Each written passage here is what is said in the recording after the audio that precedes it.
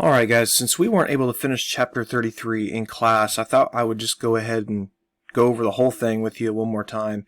This is going to be part of that period 7, so if you recall the AP test for this year, unusually, it's only going to go from periods 1 through 7, so we need to finish up period 7 before we're ready to take the test. And so in this chapter, chapter 33, we're looking of course at the Great Depression and FDR's New Deal. So let's get a real quick overview of some things we've covered before. We looked at his FDR as a politician and his paralysis and how this makes him a more tolerant, patient, and compassionate person. This, of course, is going to guide his steps as he embraces the New Deal and he's thinking about the suffering American people are going through. As a politician, FDR was a very charming, outgoing, very warm individual, great public speaker. There were people in his own social class, however, who weren't comfortable with him, sort of looking out for the forgotten man. They saw him as basically a traitor to his upper class origins. We can't go on without looking at his wife's role in the New Deal and just as her role as his partner in politics. Eleanor Roosevelt we're talking about, and she had a pretty rough childhood and upbringing, and so she brings, kind of like FDR, a sense of just patience and tolerance to the people who are often kind of overlooked in during the Great Depression. And she was very politically active, probably our most politically active first lady in history. She really broke a lot of boundaries by going out and making speeches and lobbying Congress and writing publications to try to get her and her husband's political agenda accomplished. Now, in the 1932 election, FDR pledges himself to a New Deal for the American people.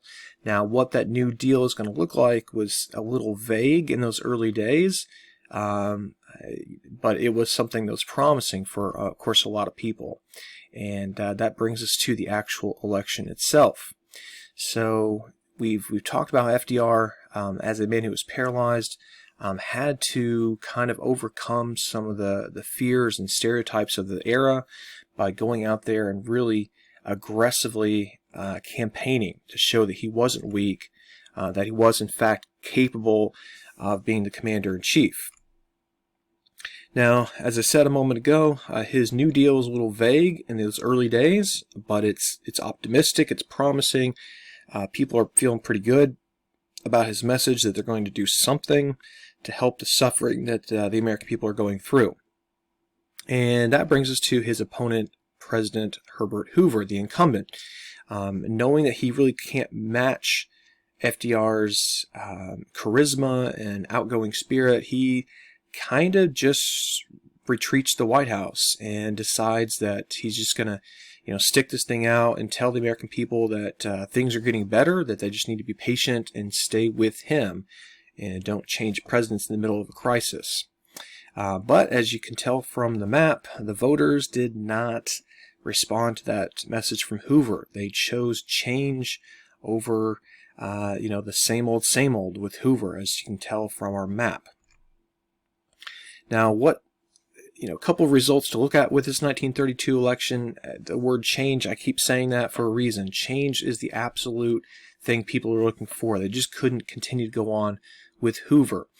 We also see a really important demographic shift when it comes to politics. African American voters begin voting democratically, in overwhelming numbers. You can see, I don't have the 32 election, I got the 36, and you can see it's 80+% black voters, well, not 80%, about 70% were Democratic voters, and that's a trend that's gonna rise and fall a little bit, but generally stay very, very high. So let's look at the 3 R's: relief, recovery, and reform. And of course, we also need to talk just a little bit about his first inaugural address as a president. And when you get out there and make that first speech, you get a chance to kind of set the tone and tell the American people what you're going to try to do. And he tells us that the only thing we have to fear is fear itself, that we have to push past our fears, and we're only going to accomplish something if we're willing to work hard and try new things. And try new things he does. We're going to see a bank holiday almost immediately after his inauguration, where the banks are shut down so that we can kind of figure out which banks are still solid, which ones are not. This begins the first 100 days. We talked about this in class. The first 100 days is basically the measuring stick we use for presidents to see can they accomplish anything those first 2 or so months. And the Congress, which is Democratic, is going to give FDR basically free rein to try all kinds of new things to address the economic crisis. A blank check, we might call it. And FDR saw himself as a guy almost like a quarterback in the football field. You're trying different things, you're calling the plays, and some plays work, some plays don't. The point is you're trying new things. And movement, sometimes even in the wrong direction, is still better than just sitting still, kind of the Hoover model.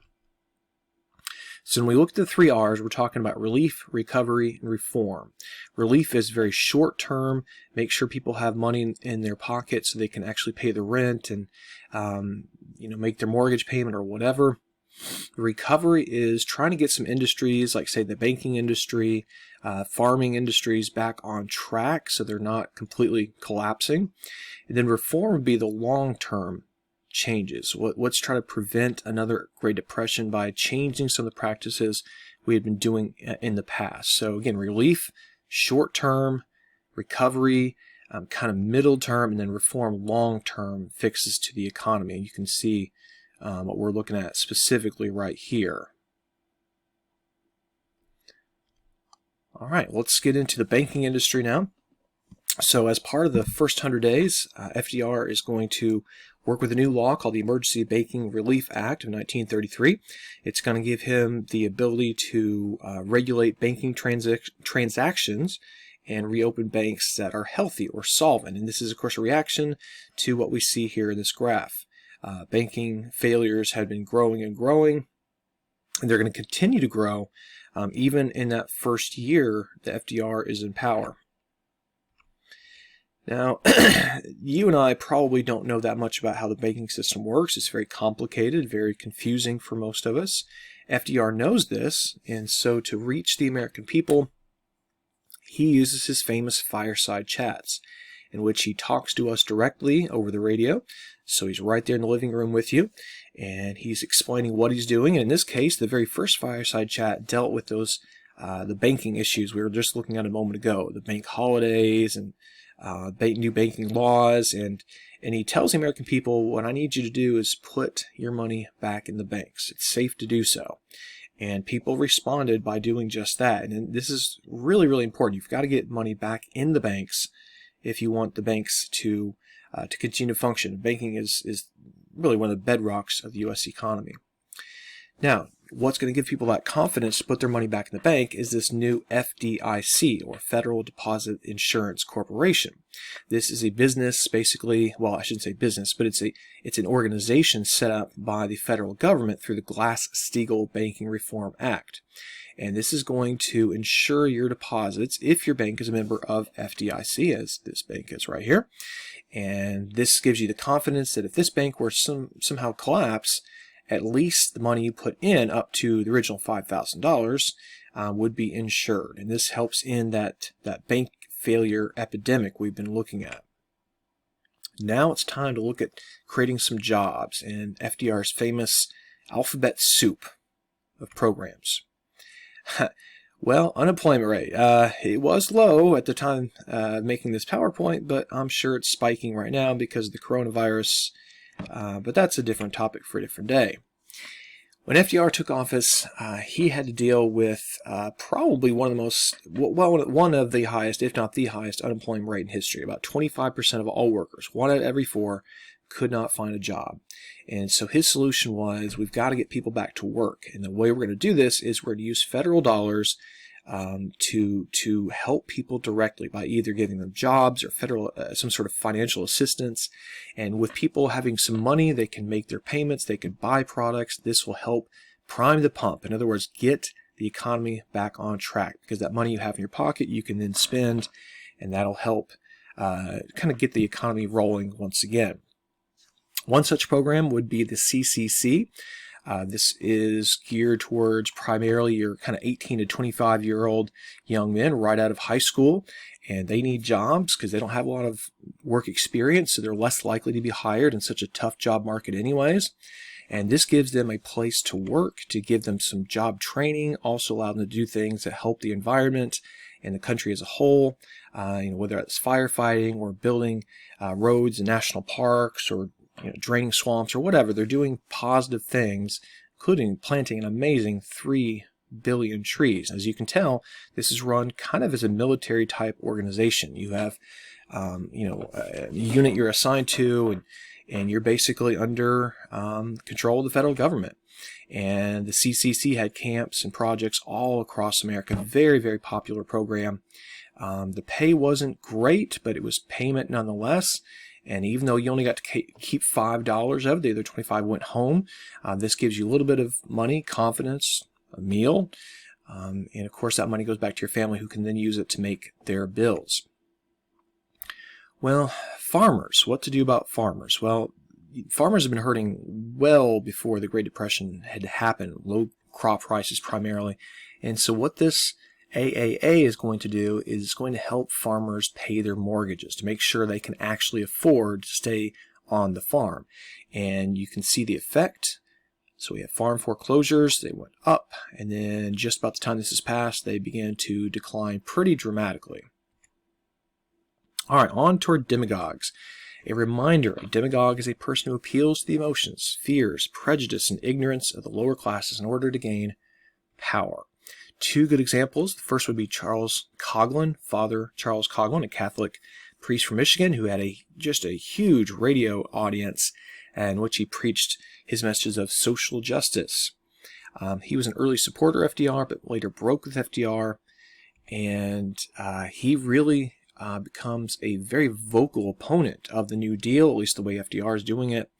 But he also kind of goes off the deep end, becomes very anti-Semitic, constantly calling out Jews, basically implying they're disloyal to America, part of some sort of conspiracy. And in the context of the 1940s, he's rather fascistic. He seems very nationalistic, very aggressive. And this is not something you want to imitate in the middle of World War II. So he will be canceled from the radio. Our second demagogue is the flamboyant, loud, frankly obnoxious Huey P. Long of Louisiana. So he had been the governor of Louisiana, ran it as his own little private fiefdom, and then became a senator. And he had a pretty big plan. And as you can see, a big personality. He decided on this program called Share Our Wealth. And this program would give people money directly from the rich. So you redistribute money from the rich, give it to the poor. This was, of course, appealing to a lot of people who were hurting and suffering, economically speaking anyways. And FDR certainly was kind of looking over his shoulder at Huey Long as a potential rival for the Democratic nomination. Those fears, however, are cut short by an assassin's bullet in 1935. You can see Huey Long right there. That's where we're going to stop for part 1, and we'll pick up the WPA in part 2.